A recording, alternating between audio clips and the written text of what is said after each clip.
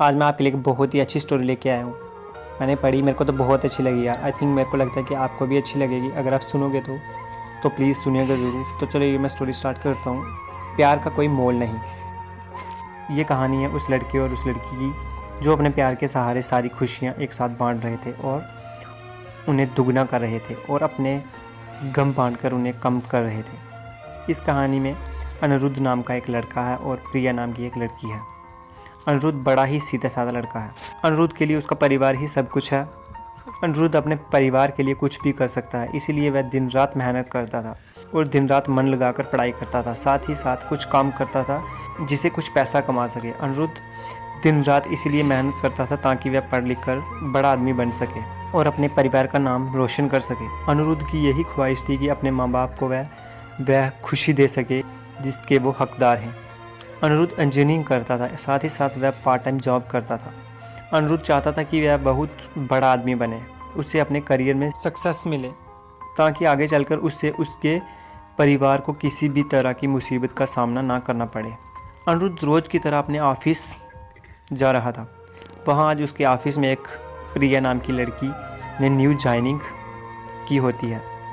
प्रिया को देखते ही अनिरुद्ध को उससे प्यार हो जाता है, पहला नज़र वाला प्यार। प्रिया भी अनिरुद्ध की तरह एक सीधी सादी लड़की थी जिसके लिए उसका परिवार और उसका फ्यूचर ही सब कुछ है। वह अपने माँ बाप का हाथ बटाने के लिए पढ़ाई के साथ साथ पार्ट टाइम जॉब भी करती थी। प्रिया लेकिन अनिरुद्ध से थोड़ी अलग थी।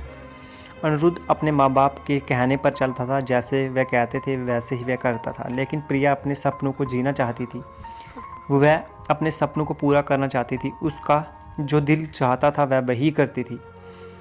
उसने कभी दुनिया की फिक्र नहीं की, लेकिन उसके परिवार की पुरानी सोच उसके सपनों के आड़े आ गई। इसलिए प्रिया अपने सपने अब तक जी नहीं पा रही थी, पर उसके मन में अभी आशा जागी हुई थी। उसका भगवान में काफ़ी विश्वास था। उसे यकीन था कि एक ना एक दिन उसके सपने ज़रूर पूरे होंगे। और जब अनिरुद्ध और प्रिया की पहली मुलाकात हुई, अनिरुद्ध उसे अपना दिल दे बैठा था। उस दिन से दोनों में दोस्ती हो गई। प्रिया को अनिरुद्ध का स्वभाव बहुत अच्छा लगने लगा था। अनिरुद्ध हर वक्त उससे बात करता, उसका छोटी छोटी चीज़ों में मदद करता, हर वक्त उसका ख्याल रखना, हमेशा उसे पूछना कि उसे खाना खाया कि नहीं।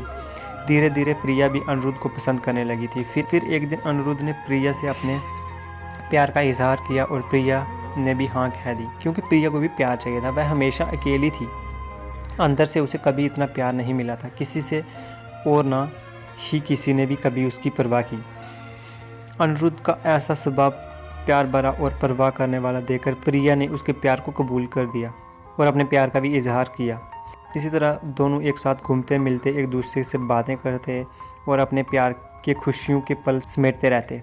प्यार में मीठी तकरार तो होती है, इनके बीच की तकरार हुई, पर इन्होंने एक दूसरे को समझा, एक दूसरे को संभाला और हमेशा एक दूसरे का साथ दिया। अनिरुद्ध और प्रिया दोनों एक साथ कॉलेज जाते थे, एक साथ काम पर जाते, यहाँ जाते, एक दूसरे के साथ रहते। इसी तरह खट्टी मीठी यादों के साथ दोनों ने एक साथ 4 साल गुजारे। साथ ही साथ प्रिया इंजीनियर बन गई, जिसकी काफ़ी अच्छी नौकरी है। प्रिया भी एक राइटर बन गई, साथ ही साथ वह अच्छा गाना भी गाती थी। अनिरुद्ध ने उसका सपना भी पूरा करने में मदद की, गाना गाने का और अपनी आवाज़ को लोगों तक पहुंचाने का। इतना समय साथ गुजारने के बाद दोनों के बीच में प्यार बहुत गहरा हो गया। दोनों एक दूसरे के बिना अब जी नहीं सकते थे। दोनों एक दूसरे के लिए धड़कन बन चुके थे। दोनों ने सोचा कि वे अब अपने परिवार वालों को उनके रिश्ते के बारे में बताएंगे। जब दोनों ने यह बात अपने घर वालों को बताई, अब दोनों के परिवार वालों ने इस रिश्ते से इनकार कर दिया। ये दोनों एक कास्ट के नहीं थे, दोनों अलग अलग कास्ट के थे। उनके परिवार वालों को यह मंजूर नहीं था कि उनके बच्चे उनके खिलाफ जाकर, बिरादरी के खिलाफ जाकर, अपनी कास्ट के खिलाफ जाकर किसी और से शादी करें। उन दोनों के परिवार वालों ने उनका मिलना, फ़ोन पे बात करना सब बंद कर दिया। दोनों एक दूसरे के बिना रह नहीं पा रहे थे। दोनों एक दूसरे की याद में तड़प रहे थे। दोनों एक दूसरे को मिलने से बेचैन थे। अनिरुद्ध जो अपने परिवार की इतनी इज्जत करता है, उनके लिए कुछ भी नहीं कर सकता है, उन्हें कभी दुखी नहीं देख सकता। अपने परिवार की खातिर उसने प्रिया को भूलने का फैसला कर लिया। प्रिया को अपने प्यार और भगवान पे पूरा भरोसा था। उसे यकीन था कि वह एक ना एक दिन ज़रूर अनिरुद्ध के साथ होगी। इसलिए उसने कभी हिम्मत नहीं हारी। उसने बहुत कुछ किया अनिरुद्ध को पाने के लिए। रोज़ सुबह शाम वह भगवान से प्रार्थना करती थी। वो रोज़ अपने माँ बाप से कहती कि उसने कभी भी उनकी कोई बात नहीं टाली।